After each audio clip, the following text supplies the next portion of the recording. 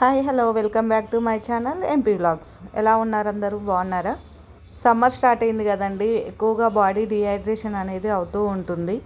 రోజు ఇలా పరిగడుపున ఒక గ్లాస్ జ్యూస్ తీసుకుంటే డిహైడ్రేషన్ అవ్వకుండా డే మొత్తం యాక్టివ్గా ఉంటారు అండ్ వీక్గా అనిపించరు. బ్లడ్ తక్కువ ఉన్నా కూడా బ్లడ్ లెవెల్స్ అనేవి ఇంప్రూవ్ అవుతాయి. మార్నింగ్ పిల్లలకి నేను ఈ జ్యూసే ఇస్తున్నాను. ఎలా తయారు చేశాను అనేది చూడండి. ముందుగా స్టవ్ వెలిగించి ఒక గిన్నె పెట్టుకొని అందులో 2 గ్లాసెస్ వాటర్ పోయాలి. ఈ వాటర్ హీట్ అయ్యేలోపు మనం రాగిపిండిని కలుపుదాము. ఒక బౌల్ తీసుకొని అందులో స్పూన్ రాగిపిండి వేసి వాటర్తో ఇలా ఉండలు లేకుండా కలుపుతూ ఉండాలి.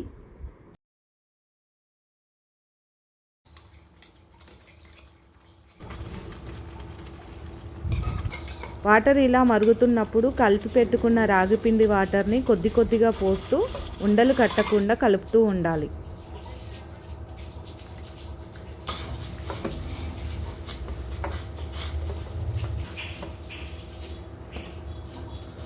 ఇలా రాగిపిండి గట్టిగా అయ్యేంత వరకు కలుపుతూ ఉంటే రాగి జావా అనేది రెడీ అవుతుంది. ఇప్పుడు స్టవ్ ఆఫ్ చేసి దీన్ని పక్కన పెట్టి చల్లారనివ్వాలి.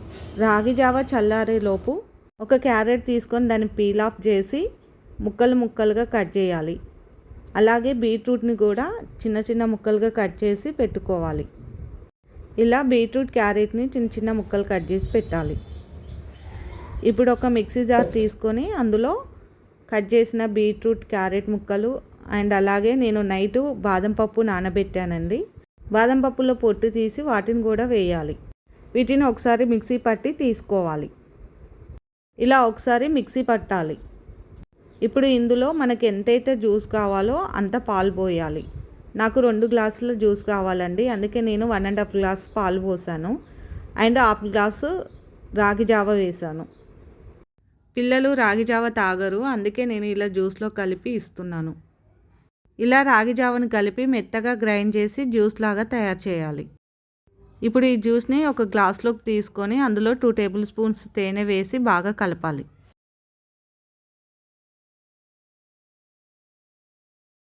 తేనె జ్యూస్లో కలిసిపోయేంత వరకు కలిపి తర్వాత ఇవి చియా సీడ్స్ అండి, నేను నైటే నానబెట్టి పెట్టుకున్నాను.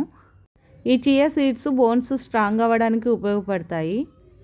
అలాగే వెయిట్ లాస్ అవ్వాలి అనుకున్న వాళ్ళు కూడా చియా సీడ్స్ని డైలీ ఒక 1/2 స్పూన్ తీసుకుంటే తొందరగా వెయిట్ లాస్ అవుతారు.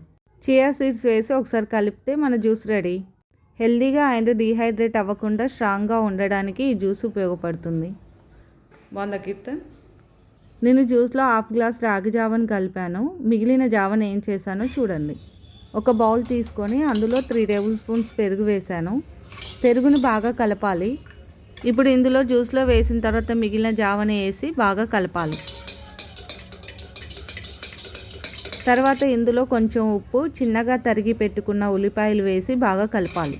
అంతే, చలవ చేసే రాగి జావా రెడీ. పిల్లలకి జ్యూసు, పెద్దవాళ్ళకి రాగి జావా. మీరు కూడా ఇలా ఒకసారి ట్రై చేసి ఎలా ఉందో కామెంట్ సెక్షన్లో కామెంట్ చేయండి. ఈ వీడియో నచ్చినట్లయితే లైక్ చేసి షేర్ చేయండి. ఇంకా మరిన్ని వీడియోస్ కోసం నా ఛానల్ని సబ్స్క్రైబ్ చేయండి. Thanks for watching.